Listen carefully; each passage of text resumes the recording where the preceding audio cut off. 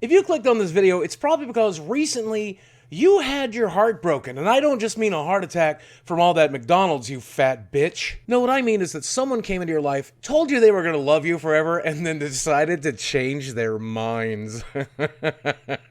Now, if you're a skinny, normal, healthy person, I would tell you to lawyer up, hit the gym, and delete Facebook, right?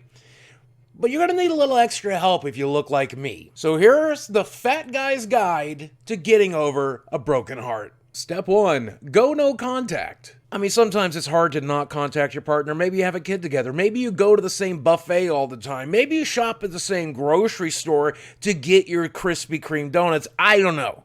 Okay? But you should still minimize contact as best you can. I know how tempting it is to snap them and tell them how much you love them and miss them and how bad you want them to come over and find Fruit Loops out of your fat folds, but you can't do it, man. Because chances are they're not coming, and if they do, it's not going to be good. I know, you just wanted to go back to the way that it was. You want to go back to scaring the managers of the buffets every time you walked in, but it's just not going to happen. What you had is gone. Let it go in the hopes that one day you can build something new.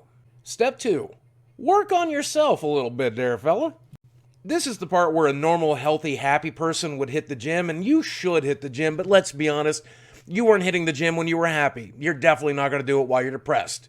I mean, feel free to surprise me, though. Now would be a really good time to hit the gym, but it's also a good time to get that haircut. Trim that beard. Start dressing nicer, being a little bit more of a person. You remember all that stuff you wanted to do, like the games you wanted to play, the shows you wanted to see, the places you wanted to go, the people you wanted to hang out with, but you couldn't do it because you were too busy destroying a box of Twinkies while watching My 600-Pound Life with your ex? Get out there, make some new friends, meet some new people, do some new stuff. Which leads me to step 3, which is really important. Step 3, date yourself. You remember that recipe you always wanted to try, but they didn't like that type of food? You remember that restaurant you always wanted to go to? Do you remember that show you always wanted to see? That theme park you always wanted to visit, but you never were able to get her to go along? Well, guess what?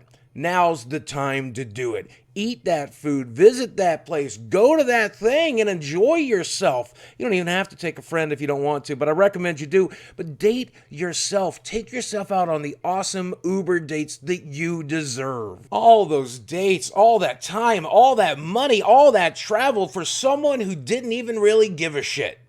You know you'll like it. You know you'll give a shit. So give yourself the same love and attention. It'll help you heal, and you'll probably eat a lot of good food doing it, fatty. Step 4, give it time. Look, I know that she probably went back to slurping down as many wieners as Joey Chestnut, and you want to do the same thing, but I highly don't recommend it. For normal skinny people, they say the easiest way to get over somebody is to get on top of somebody else. But if you and I get on top of somebody, we're going to crush them. I know you like the attention, I know you don't like being alone, and it delays the inevitable, but that's the problem. You gotta do the healing, and you gotta do it now. Don't delay it, and don't waste another person's time. You know that relationship won't last. So why are you doing that to somebody else? You should definitely not be dating somebody else when you have feelings for someone you used to love. It's not fair to them, and more importantly, it's not fair to you. Step 5, get into therapy. I don't have any jokes for this. You're fat. You need to be in therapy. There's something wrong with us, okay? Contact a therapist today. For fuck's sakes, man. Step 6, this is what you've been waiting for.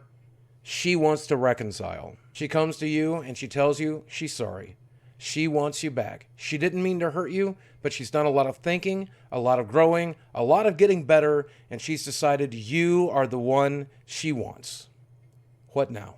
Look, I can't make that decision for you. Nobody can. You guys are going to have to make that decision together, but I definitely have some advice. History tends to repeat itself for the people who don't learn from it. So did you take enough time to learn? Did you take enough time to grow? Did you take enough time to heal? And did they do the same thing? Because if you didn't, you might just be repeating a cycle that didn't work the first time.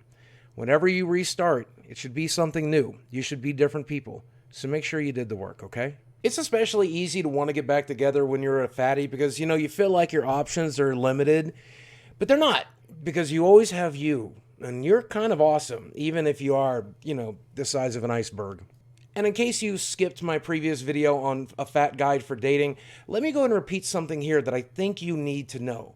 You attract what you are. So if you're fat, you're probably going to attract other fat people. If you're broken, you're going to attract other broken people. When you work on yourself, you'll be attracting your best possible partner. And I recommend you do. Don't be desperate. Nobody likes desperate. Now, this is just some of the wisdom I've garnered over the years. If you found this interesting or entertaining, do me a favor, drop a like down below, hit subscribe so you can see the next video like this, and leave a comment and let me know what you said when she asked for you back. I'm curious. As always, thanks for watching. I love you very much, and I will speak with you again